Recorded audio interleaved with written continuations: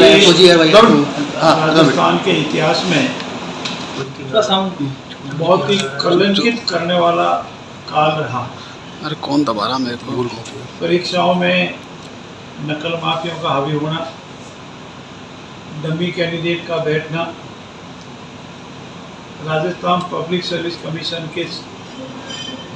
माननीय सदस्यगण उनके ऊपर आक्षेप लगना, उनका बिहाइंड द बार होना और जो मेरिट के आधार पर विद्यार्थी मेहनत कराते हैं उनके मनोबल को गिरना, इन सारी बातों को ध्यान में रखते हुए जो परीक्षा है ऐसा इसके संबंध में हमारी सरकार का इस संकल्प था कि हम अगर जनता के आशीर्वाद से राज में आए तो आते ही पहले SIT गठित करेंगे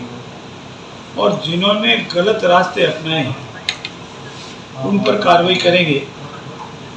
आज तक का जो SIT गठित होने के बाद का जो काल निकला है उसके से आप सब अवगत हैं और अनेक विषयों का संकलन हमारी SIT टीम ने किया। उस समय आने पर आपको उसकी जानकारी दी जाएगी। मैं इतना संकेत के रूप में कहता हूँ बहुत ही गंभीर विषय हमारे लिए,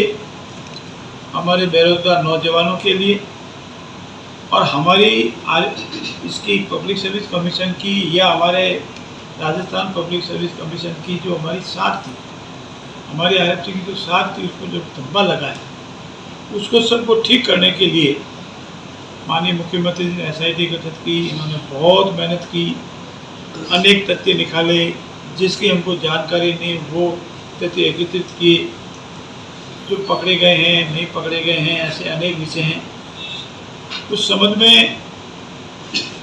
विभिन्न प्रकार के व्यू आ रहे थे, परीक्षा रद्द होनी चाहिए, नहीं होनी चाहिए। इस संबंध में माननीय मुख्यमंत्री जी ने अनेक लोगों से सलाह की और ये हमारी एक मंत्रिमंडलीय समिति बनाई। आज हमारे अधिकारियों के साथ उसकी पहली बैठक है, प्रारंभिक बैठक है और इस बैठक में अनेक तथ्यों की जानकारी दी गई है। अनेक तथ्यों की जानकारी और हमको प्राप्त करनी है।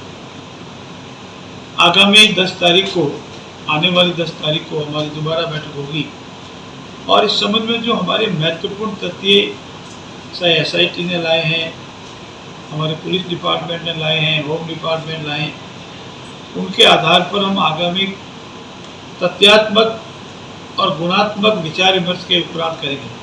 परंतु मेरा ऐसा मानना है कि मैं कल से देख रहा हूँ हमारे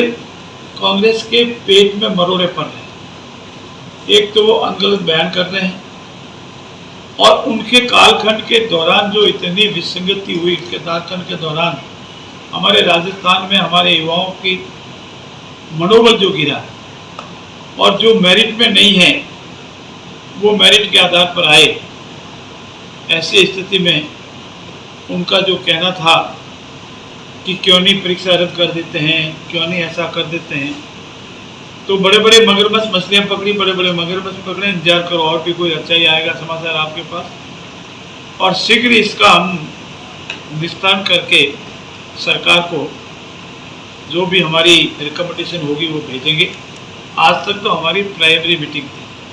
सारे तथ्यात्मक रिपोर्ट हमारी SI टीम के चीफ ने हमारे सामने रखे, गवर्नमेंट ने भी रखे, पुलिस के डिपार्टमेंट ने भी रखे और हम लोगों ने भी उसको सुना, देखा, क्योंकि हमारे लिए पहला विषय था। आगामी बैठक में इस संबंध में जो तथ्यात्मक पूरा विवरण आएगा और पूर्ववर्ती सरकार के कार्यकाल के दौरान के जो काले कारनामे आपके सामने आएंगे, उसके आधार पर कोई न कोई राय जो न्याय संगत होगी, सबके हित में होगी, बेरोजगार युवाओं के हित में होगी और पारदर्शिता से होगी, वो राय हम सरकार को भेजेंगे।